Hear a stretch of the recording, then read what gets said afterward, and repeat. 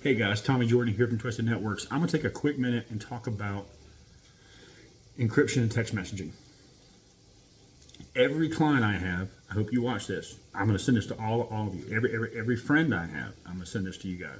Well, I'm posting it on Facebook so you can read it. I mean, it's on you. Stop using text messaging between, anybody. Stop using text messaging. Well, what are we supposed to do? Hold on, I'll tell you. Switch to an app that has encryption. For example, Signal is a great app.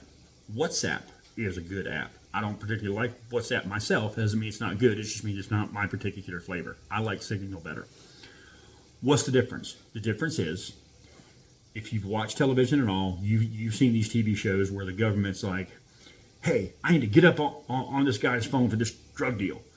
And they, across the screen, you see the text conversation happening. Hey, we're going to meet at so-and-so park, and the cops roll out, right? Well, that technology is real. It does exist.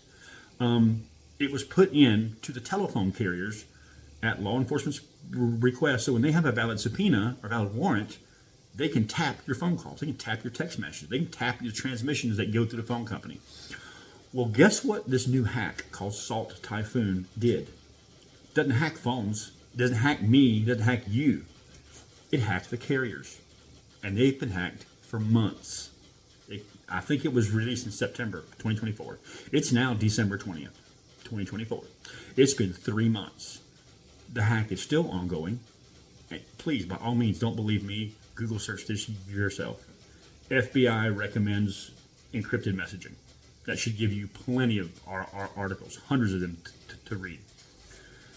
The same technology the government baked in to be able to get access to criminals' communications when they need it and have a legal ability to ask for it, like a warrant or a subpoena, is now being used by a Chinese group called Salt Typhoon, and they can do the same thing.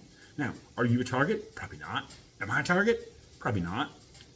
But every single person that sends a text through these systems is open to this. Could they be checking my communications? Yeah. Am I going to know it? Nope. Can Verizon know it? Nope.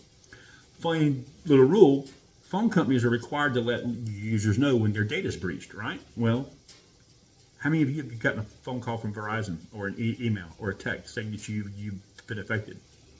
I'm going to guess none of you. Because technically, you haven't been breached. Verizon got breached, or Verizon's backdoor protocol got breached by the Salt Typhoon hack. So did AT&T, so did T-Mobile, so did Lumen, so did 8 different telecom carriers. To be honest, I'm in the IT and telecom world. I can't even name 8 telecom carriers, but all of them have been affected, meaning anything sent from device to device that is not encrypted can be read. Again, are you a big threat? Probably not. Am I a big threat? Probably not. But just the fact that they can means when I have a customer, and I have a lot of older customers that are like, hey, I cannot get into my so-and-so anymore. Do you have my password for this? Well, if you're a 75-year-old lady, I would just assume maybe text you that password because bless your heart, it's the only way that you know how to get it. Well, now I've just sent your password out in the clear. And let's be honest about it. If you're older, you use the same password for all kinds of crap, which means I'll also probably give out your Facebook password at the same time without even knowing it, or it's your bank password. So just having that knowledge floating out there, or having the information floating out there, exposes you to crap you shouldn't be exposed to. So again, how do you solve this? It's very simple. Stop texting and switch to encrypted messaging. Don't make phone calls on your phone app if you're going to discuss sensitive stuff. Because just like the FBI can, you see on these TV shows, they just put it on a speaker and they hear the whole conversation. Hey, we're going to meet at so-and-so and kill that guy. Well, that's real. They can do that. So can Salt Typhoon. They can listen to any phone call that they want through any carrier that they want until this gets fixed. And currently the federal government and the CISA have no idea when this particular hack is going to be fixed. They have deeply embedded themselves in the telecom carriers, in the phone companies, Verizon, AT&T, T-Mobile, etc. So you and me are not being hacked. they have been breached, and they are so deep into their systems, they haven't been forced out. The FBI's like, we don't know when we'll be able to get them fully out. It may be January, it may be never. So in the meantime, all your information is potentially exposed. So switch apps. Quit using Google Messages. Now, if you're using Google Messages between two Google phones or two iPhones, Android to Android, that's encrypted. So it's fine. iPhone to iPhone, that's encrypted. Also fine. So congratulations, you're already using encryption. But if one of my clients has an iPhone and she texts me a question, I don't know if she has an iPhone. I just got the text and I answer it and I send back a piece of information that's useful because it's iPhone to Android.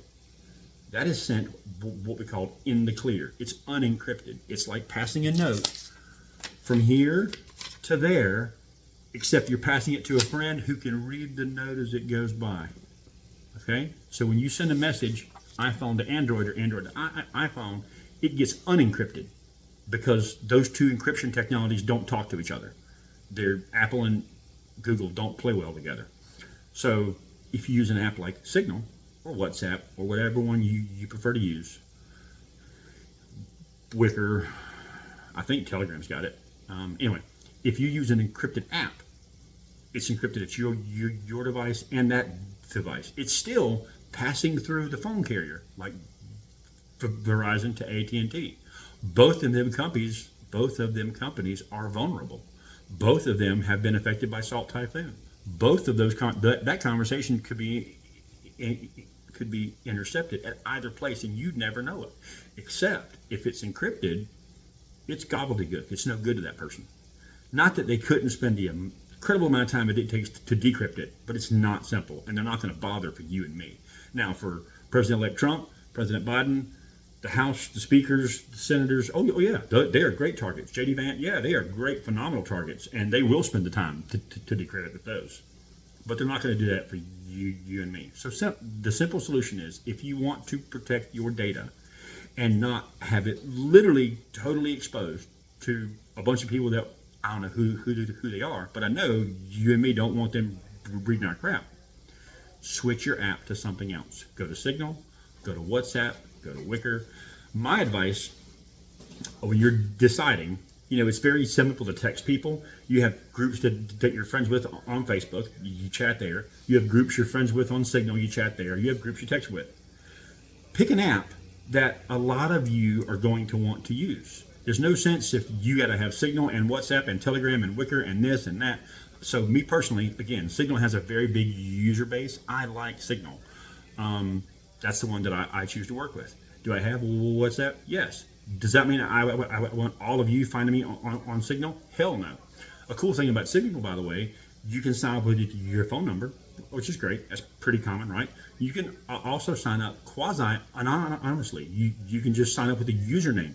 You don't have to give your phone number. So a person has to know your username to go find you. And that's just one more layer of not getting spammed.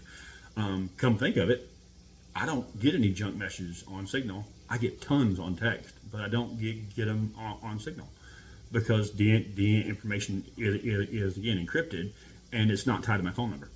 So you can't just go out there and find me that way. It's a great app. It's the one I suggest you use. I'm not getting paid by them.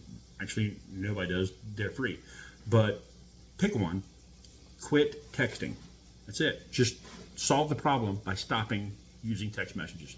Talk to your friends, talk to your family, find an app that you all like, talk to your coworkers at work.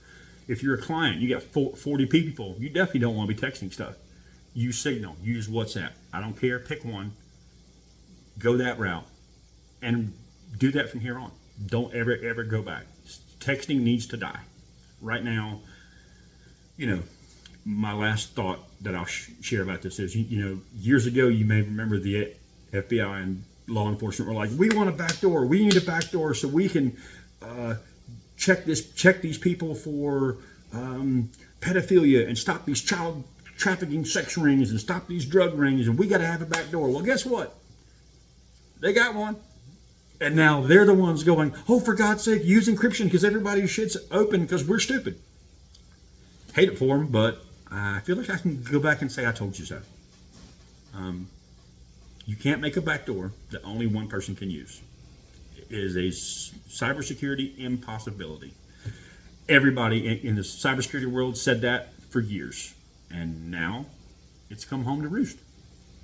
Funny though, nobody in the government's acknowledging that one. That's all right. All you got to do is change your app. Pick something that's encrypted. In case I forgot this, things like phone calls can also be intercepted. So instead of using your phone app, if you're using Signal, you make a call on Signal. You hit the person, you say Frank, whoop, and you Signal call him instead of Frank phone call. So you just change your app. Signal does both. WhatsApp should do both, I believe, too. That's it. Find an encrypted app, switch to it. Stop sending texts. All right?